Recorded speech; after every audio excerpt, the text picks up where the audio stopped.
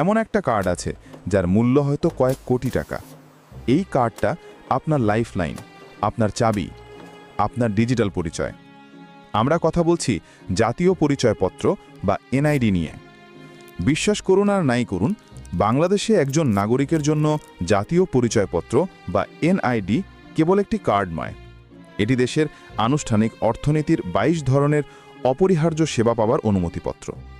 Bank account খোলা থেকে শুরু করে জমি ক্রয়, মোবাইল সিম রেজিস্ট্রেশন এবং সরকারি সুযোগ সুবিধা গ্রহণ, সব ক্ষেত্রেই এনআইডি হল প্রধান চাবিকাঠি। এই কারণে যখন এই অপরিহার্য পরিচয়পত্রটি জালিয়াতির শিকার হয়, তখন তা কেবল একটি সাধারণ জালিয়াতি থাকে না, তা হয়ে দাঁড়ায় একজন নাগরিকের সম্পূর্ণ ডিজিটাল পরিচয় চুরির সমতুল্য। জালিয়াতি প্রতিরোধের উদ্দেশ্যে স্মার্ট এনআইডি কার্ড চালু করা হলেও অপরাধীরা এখন কার্ড নকল না করে সরাসরি নাগরিকদের বায়োমেট্রিক তথ্য এবং কেন্দ্রীয় ডেটাবেসকে নিশানা করছে। বায়োমেট্রিক সিম নিবন্ধনের মতো প্রক্রিয়াগুলো এনআইডি ডেটার সাথে ব্যক্তির ফিজিক্যাল ডেটা সংযুক্ত করেছে।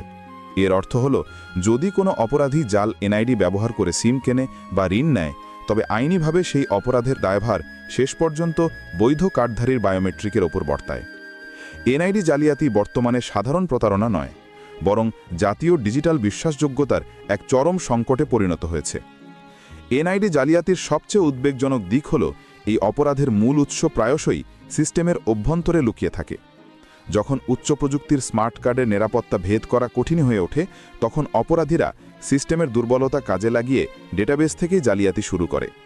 নির্বাচন কমিশনের সাবেক data entry operator Jamal Uddin এবং তার সহযোগী লিটন মোল্লার গ্রেফতারের ঘটনা এই অভ্যন্তরীণ দুর্বলতাকেই স্পষ্টভাবে ফুটিয়ে তোলে। জামাল উদ্দিন নির্বাচন কমিশনে থাকাকালীন তার বিশেষাধিকার প্রাপ্ত প্রবেশাধিকার ব্যবহার করে বা সেই সুযোগ ধরে রেখে নির্বাচন কমিশনের সার্ভার থেকে এনআইডি সংক্রান্ত তথ্য সংগ্রহ এবং পরিবর্তন করতেন। এই চক্রটি অর্থের বিনিময়ে বিভিন্ন ধরনের জালিয়াতিমূলক সেবা প্রদান করত। তাদের সেবার তালিকায় ছিল জাল এনআইডি তৈরি, হারানো এনআইডির অবৈধ অনুলিপি সরবরাহ, এনআইডি তথ্যের মিথ্যা সংশোধন এবং জাল জন্ম নিবন্ধন, টিন বা টিন সার্টিফিকেট এবং কোভিড-19 টিকা কার্ডের অনুলিপি তৈরি করা। এই কাজগুলোর বিনিময়ে তারা গ্রাহকের কাছ থেকে গুরুত্ব অনুযায়ী সর্বোচ্চ ৩,০০০ টাকা পর্যন্ত নিত। গ্রাহক সংগ্রহ করা হতো হোয়াটসঅ্যাপ গ্রুপ ব্যবহার করে এবং অর্থ লেনদেন করা হতো মোবাইল ব্যাংকিংয়ের মাধ্যমে। এই তথ্য জালিয়াতির মাধ্যমে চক্রটি সম্মিলিতভাবে কোটি টাকা হাতিয়ে নিয়েছে। পর্যবেক্ষণে দেখা যায় মাত্র ৩,০০০ টাকা খরচ করে জাল এনআইডি অর্জন করা সম্ভব, যা ব্যবহার করে কয়েক কোটি টাকার ব্যাংক ঋণ নেওয়া যায় বা সম্পত্তি বিক্রি করা যায়। এই বিশাল মূল্য বৈষম্যই প্রমাণ করে যে অভ্যন্তরীণ দুর্বলতার সুযোগ নিয়ে ডেটা চুরি করা কতটা লাভজনক। কোনো একটি চক্র যখন জাল এনআইডির পাশাপাশি জাল টিন এবং জন্ম নিবন্ধন তৈরি করতে পারে, তখন তারা মূলত সিনথেটিক আইডেন্টিটি ফ্রডের জন্ম দেয়। তারা এমন একটি সম্পূর্ণ নতুন কিন্তু ডিজিটালি বৈধ পরিচয়ের জন্ম দেয়, যা ব্যবহার করে উচ্চ মূল্যের অর্থনৈতিক অপরাধ করা সম্ভব। এনআইডি জালিয়াতি বাংলাদেশে জমিজমা সংক্রান্ত বিরোধ এবং ব্যাংক ঋণ আত্মসাতের মতো উচ্চ মূল্যের অপরাধের প্রধান হাতিয়ার হিসেবে ব্যবহৃত হচ্ছে।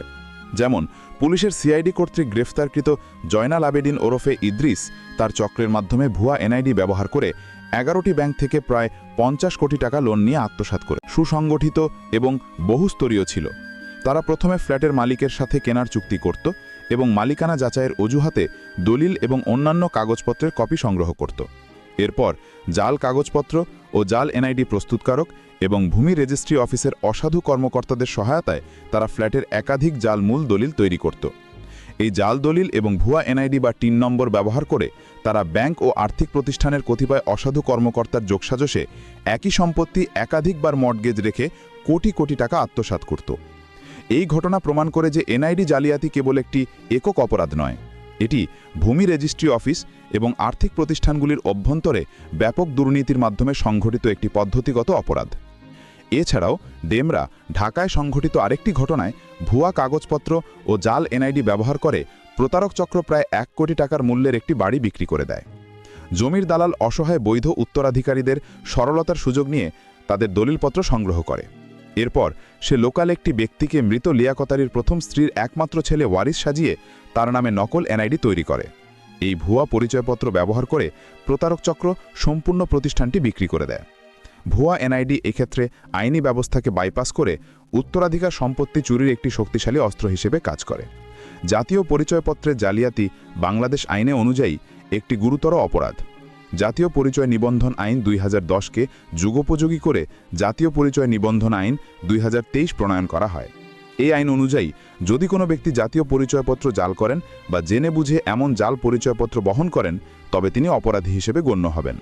এই অপরাধের জন্য সর্বোচ্চ শাস্তি হল অনূর্ধ্ব 7 বছর কারাদণ্ড অথবা অনধিক 1 লক্ষ টাকা অর্থদণ্ড অথবা উভয় দণ্ডে দণ্ডিত হবেন। এছাড়াও কোনো নাগরিক যদি ইচ্ছাকৃত বা জ্ঞাতসারে একাধিক জাতীয় পরিচয়পত্র গ্রহণ করেন, তবে তিনি 1 বছর পর্যন্ত কারাদণ্ড বা 20,000 টাকা পর্যন্ত অর্থদণ্ড বা উভয় দণ্ডে দণ্ডিত হবেন। যদিও কারাদণ্ডের মেয়াদ গুরুতর 7 বছর, তবে 50 কোটি টাকার মতো বিশাল আর্থিক জালিয়াতিকে সমর্থন করার জন্য সর্বোচ্চ 1 লক্ষ টাকার আর্থিক জরিমানাটি যথেষ্ট দুর্বল হিসেবে বিবেচিত হতে পারে। এর ফলে বড় আকারের অর্থনৈতিক অপরাধের ক্ষেত্রে আর্থিক প্রভাব মোকাবেলা করার জন্য এনআইডি আইন প্রয়োগের পাশাপাশি মানি লন্ডারিং এবং সাধারণ জালিয়াতির মতো অতিরিক্ত চার্জ প্রয়োগ করা অপরিহার্য। এনআইডি জালিয়াতি মোকাবিলায় সরকার এবং নির্বাচন কমিশন দুটি স্তরে উন্নত নিরাপত্তা ব্যবস্থা গড়ে তুলেছে। স্মার্ট কার্ডের শারীরিক নিরাপত্তা এবং ডিজিটাল যাচাইয়ের জন্য অ্যাপ ভিত্তিক বায়োমেট্রিক প্রতিরক্ষা। 2016 সাল থেকে প্রবর্তিত স্মার্ট এনআইডি কার্ডে মাইক্রোচিপ রয়েছে এবং এতে মোট 25টি নিরাপত্তা বৈশিষ্ট্য সংযোজিত হয়েছে, যা 3টি ভিন্ন স্তরে বিভক্ত। এই স্তরায়িত নিরাপত্তা কাঠামো নিশ্চিত করে যে অপরাধীরা যেন সহজেই শারীরিক কার্ড জাল করতে না পারে। এর ফলে অপরাধীরা কার্ড ছাপানোর পরিবর্তে ডেটাবেসের তথ্য পরিবর্তনের দিকে ঝুঁকছে।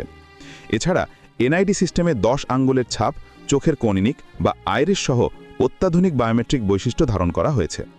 জাতীয় পরিচয়পত্র সংক্রান্ত অনলাইন সেবাগুলোর সুরক্ষা নিশ্চিত করতে নির্বাচন কমিশন কর্তৃক এনআইডি ওয়ালেট নামে একটি বহুমুখী অ্যাপ্লিকেশন চালু করা হয়েছে।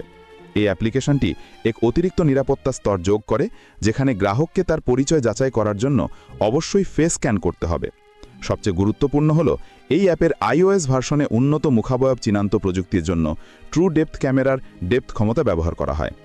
এই প্রযুক্তিটি একটি মূল অ্যান্টি স্পুফিং ব্যবস্থা হিসেবে কাজ করে।